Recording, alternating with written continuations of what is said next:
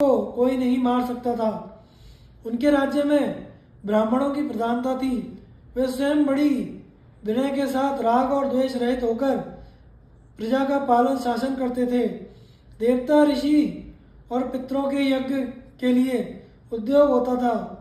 राजा शांतनु दुखी, अनाथ और पशु पक्षी सभी प्राणियों की रक्षा करते थे। उस समय सबकी वाणी सत्य के आश्रित थी। सबका मन दान के लिए उत्साहित था। 36 वर्ष तक पूर्ण ब्रह्मचर्य का निर्वाह करते हुए राजा ने वनवासी जैसा जीवन व्यतीत किया। एक दिन राजा शांतनु गंगा नदी के तट पर विचर रहे थे। उन्होंने देखा कि गंगा जी में बहुत थोड़ा जल रह गया है। वे बड़े विस्मित और चिंतित हुए कि आज देव नदी गंगा बह क्यों नहीं रही है। आगे बढ़कर उन्होंने खोज की, तब पता चला कि एक बड़ा मनस्वी, सुंदर, विशालकाय कुमार दिव्य अस्त्रों का अभ्यास कर रहा है। उसने अपने बाणों के प्रभाव से गंगा की धारा रोक दी है। यह अलौकिक कर्म देखकर वे अत्यंत विस्मित हो गए। उन्होंने अपने पुत्र को पैदा होने के समय ही देखा था।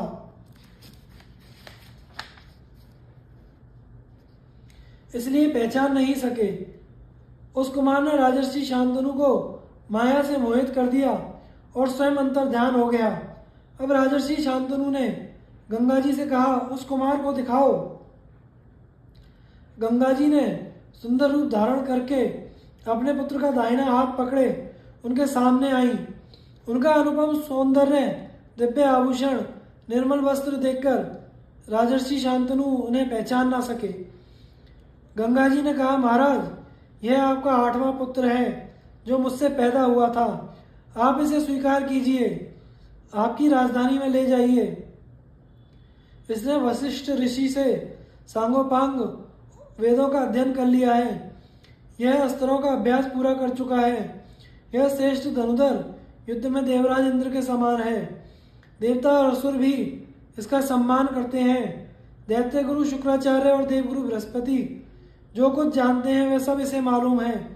स्वयं भगवान परशुराम को जिन शास्त्रों का ज्ञान है उन्हें भी यह जानता है।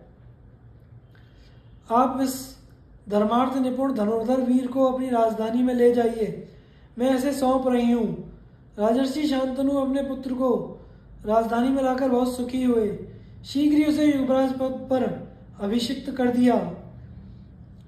गंगानंदन देवव्रत ने अपने शील और सदाचार से सारे देश को प्रसन्न कर लिया। बड़े आनंद से 4 वर्ष और बीत गए।